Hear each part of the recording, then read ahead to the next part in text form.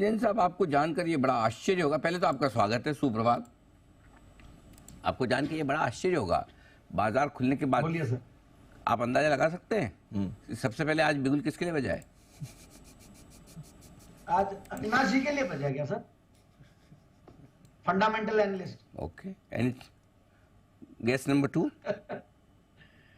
Guess number 2 is guess, मतलब इसका मतलब आप ये मान के जो पहला तो आपका गलत हो गया, ठीक है ना?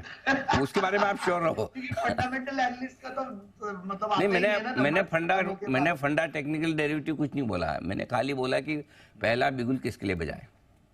वागले जी तो जनरली वागले जी। ओह वाह, वंडरफुल। गेस नंबर 6, दूसरा वाला तो बहुत ज्यादा गलत हुआ आपका। हाँ।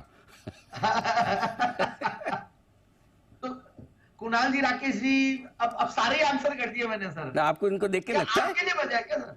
आपको इनको देख के लगता है इनको क्या गजब कर रहे हो आप? जी वागले साहब। अच्छा, वागले साहब कुछ आपको सलाह देना चाहते हैं। जी वागले साहब। नहीं, इतने डिस्कशन में मैं बिगुल बजाना चाहूंगा। नहीं, ऐसे थोड़ी होता है, बिगुल तो पहले जैन साहब को बज चुका है। अब तो जैन साहब स्वयं आप हैं, अपने आप में कॉन्फिडेंस रखिए। You are the best. जी सर, बताइए। अब तो मेरी रिस्पॉन्सिबिलिटीज और बढ़ गई। एग्जैक्टली, वही तो कोशिश कर रहे थे हम आपकी बढ़ाने की। जी क्या बात है सर। अच्छा। जी सर, बताएं। Very good morning Anil ji once again. और आज का भी एक स्टॉक, बढ़िया स्टॉक लाया हूं मैं इनफैक्ट, और नया आईपीओ है ईएमएस लिमिटेड, ईएमएस, जिसका पहले नाम मतलब थोड़ा सा दूसरा हुआ करता था, बट लिस्टिंग के बाद नाम इन्होंने चेंज किया।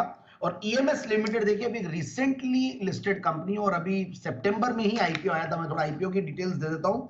ऑफर फॉर सेल था और फ्रेश इशू भी था, 55% करीब ओएफएस था इनका, और प्राइस बैंड 200 से 211 था, वहां से ये 300 के लगभग चल रहा है, विच इज गुड, और ऊपर 335 तक गया हुआ है।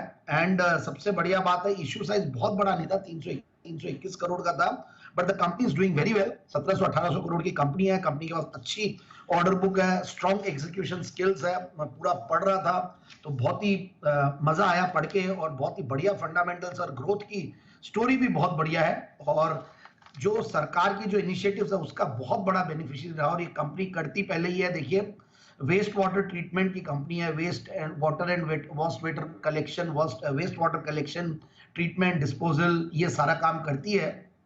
और मतलब काफी सारे जो ये इंजीनियरिंग ईपीसी का काम करते हैं इस सेक्टर में, तो वाटर से रिलेटेड सरकार वैसे ही बहुत फोकस्ड, और वाटर से रिलेटेड जितना भी सरकारी काम है, आप देखिए वर्ल्ड बैंक से फंडेड होते हैं water projects, central and state government की स्कीम्स होती है, अटल मिशन जो अमृत बोलते हैं जिसको, Atal mission for rejuvenation and urban transformation, sorry, वो अमृत में, फिर Namami Ganga national mission of clean Ganga, इसमें आते हैं, फिर जल जीवन मिशन जो जेजेएम है। तो ओवरऑल इन सारे इनिशिएटिव्स का बहुत बड़ा बेनिफिशियरी ये कंपनी रहा है। तो मुझे ईएमएस एज अ कंपनी बहुत जबरदस्त लगी। मैं इनके फंडामेंटल्स देख रहा था, प्रोमोटर्स का बैकग्राउंड देख रहा था, वेरी गुड। इनफैक्ट टीम बहुत स्ट्रांग है, सिविल कंस्ट्रक्शन की अच्छी खासी अपनी टीम है, well qualified and skilled engineers है इनके पास, which is again very good. और उससे भी बढ़िया बात यह है कि जो इनकी जो स्ट्रेटेजी रही है वो बहुत बढ़िया रही है, और मतलब रूरल इंफ्रास्ट्रक्चर पे अगर फोकस रहता तो वैसे ही भारत में भी रूरल के ऊपर बहुत फोकस है सरकार का भी, और काफी सारे अपॉर्चुनिटीज इस सेक्टर में आ रहे हैं, काफी अच्छी खासी ऑर्डर बुक भी इनको मिल रही है। तो इन सबको देखते हुए लगता है, और अच्छा इनका देखिए बिहार, उत्तराखंड, मध्य प्रदेश, राजस्थान, इन सब में बहुत अच्छी पकड़ है, और बहुत सारे प्रोजेक्ट्स इन्होंने कंप्लीट कर चुके हैं, 70 के लगभग, और बहुत सारे हाथ में है। सो एग्जीक्यूशन स्किल्स और जो बिजनेस करने का जो है वो ओवरऑल बहुत बढ़िया है। अब वैल्यूएशंस भी उसके लिहाज से सस्ते हैं, 16 के पी मल्टीपल पे स्टॉक मुझे सस्ता लगता है।